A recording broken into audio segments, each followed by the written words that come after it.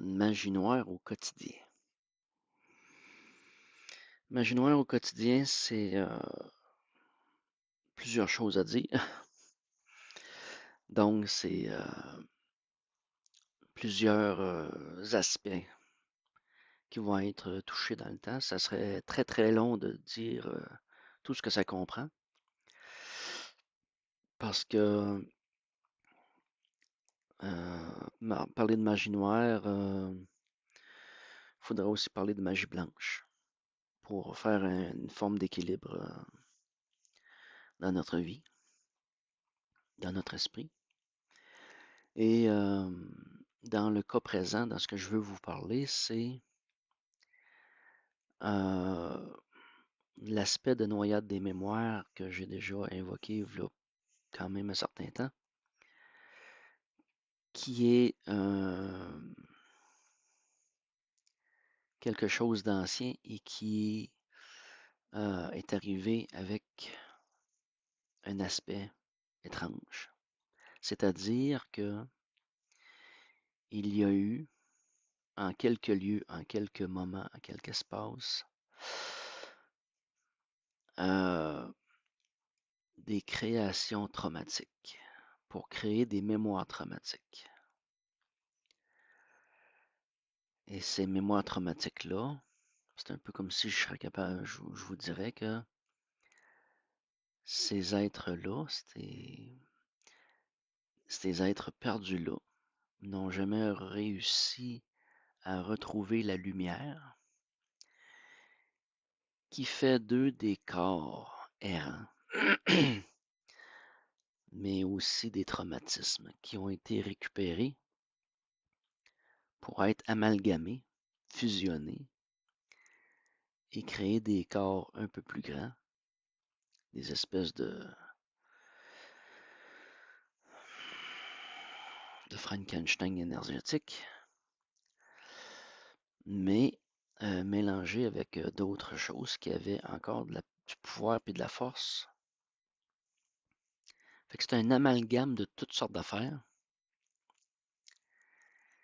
et qui sont arrivés, si on peut dire. Ben là, je viens d'expliquer deux affaires distinctes. C'est que il y a d'abord les mémoires traumatiques, qui sont des êtres qui ont connu des traumatismes et qui sont restés traumatisés. Et après ça, je vais parler de fusion. Mais cette fusion-là est venue de façon secondaire s'amalgamer à, de façon initiale, un potentiel de guérison. Alors, s'ils n'ont pas de corps, pour guérir, ils ont besoin d'un corps pour conscientiser la difficulté, le problème. Donc, s'ils ne s'incarnent pas, ils vont se coller avec ceux qui en ont. Et parfois, ils vont réussir à se fusionner. Du fait que nous allons avoir porter des mémoires traumatiques qui ne nous appartiennent pas et qui sont des espèces de bases inconscientes, des programmations inconscientes qui sont là et qui nous parasitent. Donc, il y a eu une forme de vague de, de, de trauma, d'aspects traumatiques qui nous ont envahis. Cette vague traumatique-là est liée directement aux guerres, aux famines et à toutes les horreurs que tout cela comporte. Alors, c'est des fois peut-être involontaire, mais il y en a qui se spécialisent à les créer volontairement, créer des mémoires traumatiques. Et ça, c'est une, une dimension cachée. On va parler de la quatrième dimension, là, mettons, là, celle des fantômes. Là. euh, qui est assez profonde et qui a plusieurs strates. Et il y a des êtres, donc des acteurs qui sont euh, à créer des traumas terrestres, des traumas sociaux, pour favoriser euh, la baisse vibratoire, les vibrations et l'emprisonnement des âmes. Ça m'aurait fait penser à une vidéo qui a passé sur les apparitions de Marie, la Vierge Marie en Ukraine, qui est comme venir soutenir et aider les gens pour ne pas qu'ils rentrent dans la mémoire traumatique. C'est un peu comme si des êtres bienveillants venaient sur les lieux et tentaient au mieux de euh, d'apaiser, de soulager, de stopper, si on peut dire, cette effroyable usine à trauma. Puis c'est parfois des actions humaines, c'est parfois des actions ou des pensées qui vont potentiellement aider à ne pas être dans une forme de chute traumatique, chuter dans les traumas et arriver à se relever, à ne pas s'enfoncer, à ne pas être englouti par toutes ces situations-là. Donc, dans cette magie noire au quotidien, il y a la création des traumas, des mémoires traumatiques qui viennent surcharger l'espace astral, qui viennent surcharger un lieu qui est déjà inflammé, tellement qu'il y a de mémoires traumatiques. Et pour vous amener dans une forme d'observation extrême, c'est que ce sont des êtres qui ne voient pas. Ils ont perdu comme la vue et ils ne savent plus où se diriger. Donc, c'est l'ouvrage du passeur d'amener la lumière dans ces ténèbres pour permettre une désinflammation. C'est un peu le globule blanc qui vient jouer son rôle dans un corps plus grand, plus vaste, un corps-esprit. Le thérapeute céleste. Alors,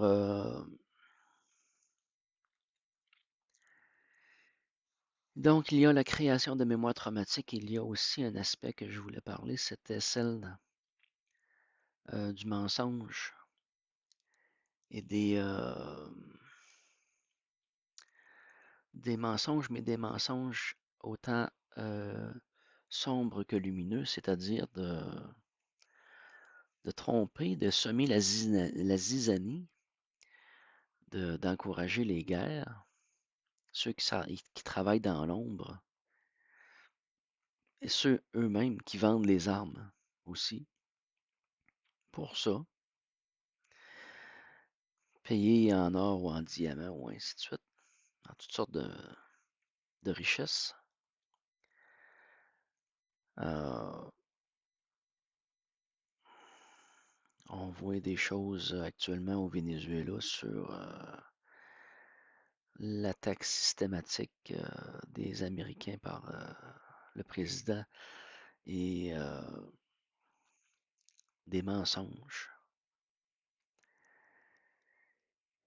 Et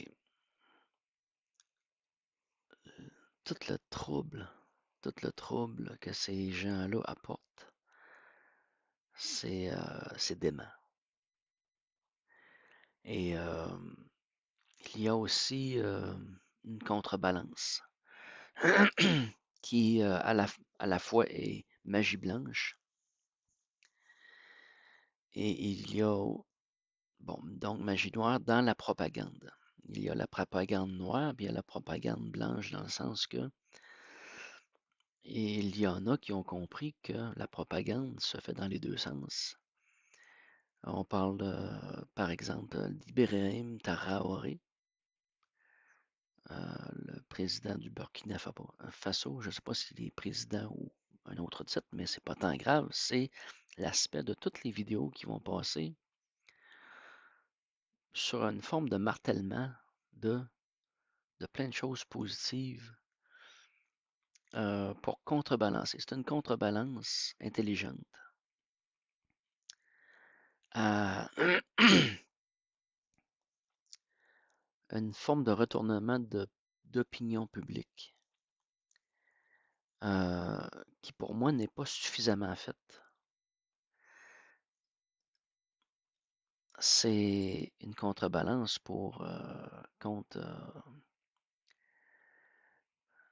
les anciens empires, si on peut dire, ou les nouveaux puis les actuels, les empires qui étaient de détruire l'image. Et ces destructions d'image étaient l'ego. Donc le corps ego, parce que l'ego est souvent nourri en énergie. Et cet ego-là existe à partir du moment qu'on le nourrit. Il y a donc l'ego personnel, l'ego social. Et l'ego social est fondamental. C'est un peu comme si je vous dirais qu'un égrégore a un ego. L'ego lui est donné par les gens. Il y a Jésus, l'ego de Jésus ou l'égrégore de Jésus. Et fait qu'il y a différents aspects à l'ego.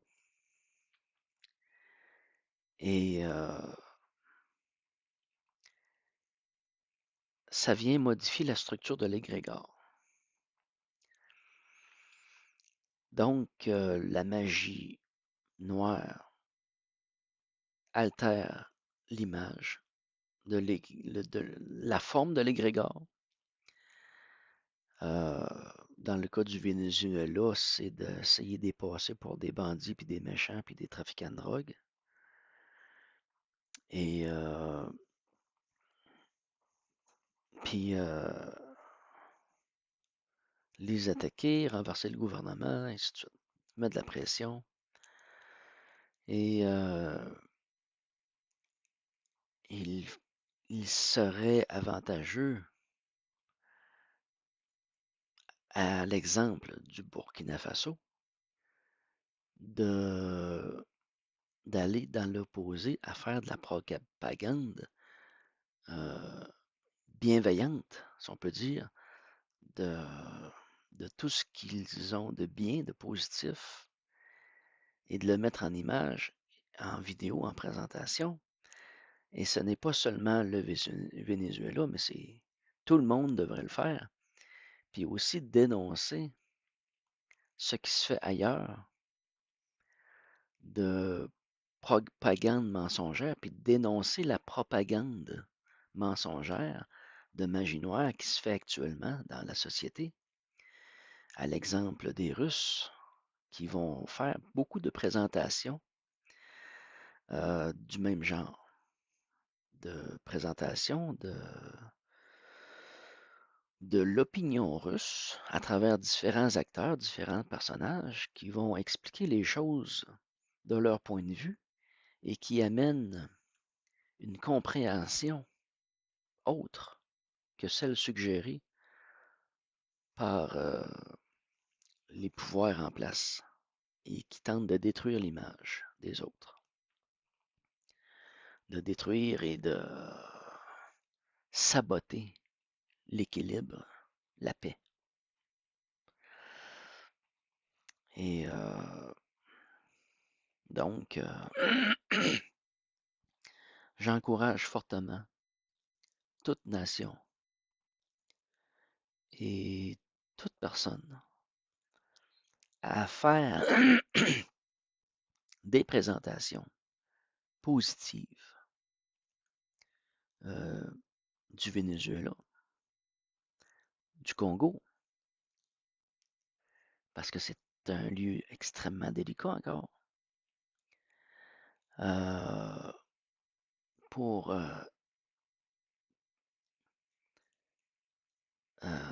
travailler au niveau de la structure de l'égrégore, de l'image, de l'ego de cet égrégore-là, pour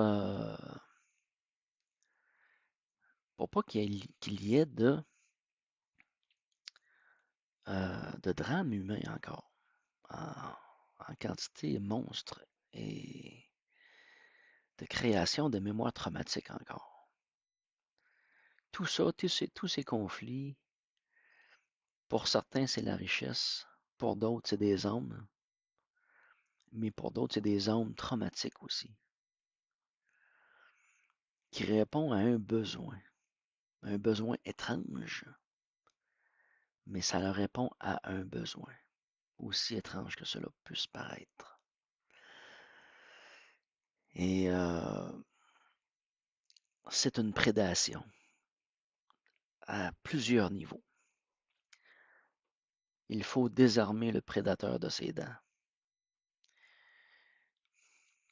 Il faut l'édenter.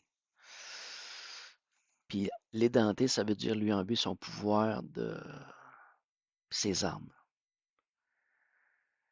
en faisant une contre-offensive, blanche, de magie blanche.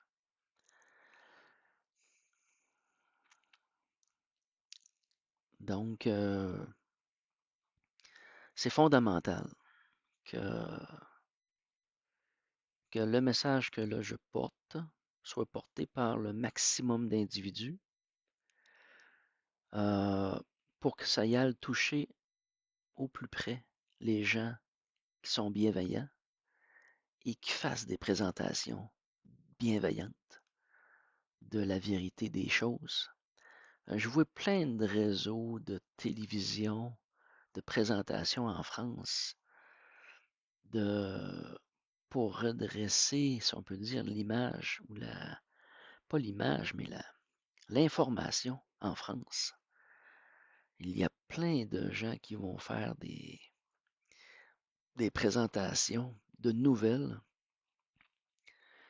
pour rétablir la vérité, pour faire cet effort-là. Les Français le font déjà beaucoup, puis ils donnent l'exemple dans cette situation-là de contrebalancer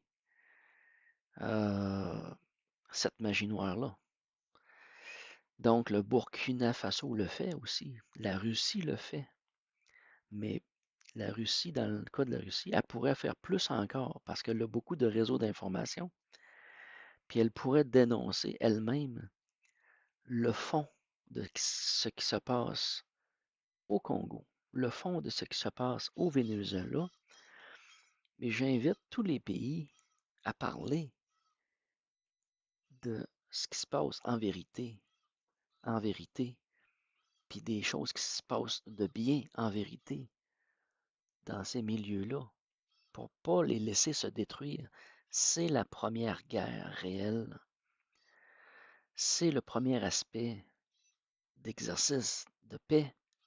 C'est rétablir l'équilibre de l'égrégore ou la santé de l'égrégore du Congo, du Venezuela, de tous les pays en réalité, de tout ce qui se passe dans les pays autour de la Russie ou près de la Russie, là, les acteurs de zizanie sont à l'œuvre en magie noire puis en désinformation. Et il serait bon d'en faire autant pour rétablir la vérité ou recréer un équilibre initial de l'égrégore des nations, des sociétés, des personnes, et de montrer toute la beauté qui peut être à travers les Congolais, les Vénézuéliens, leur façon de vivre, puis de le mettre en lumière au maximum, au maximum. Paix et amour, je vous remercie.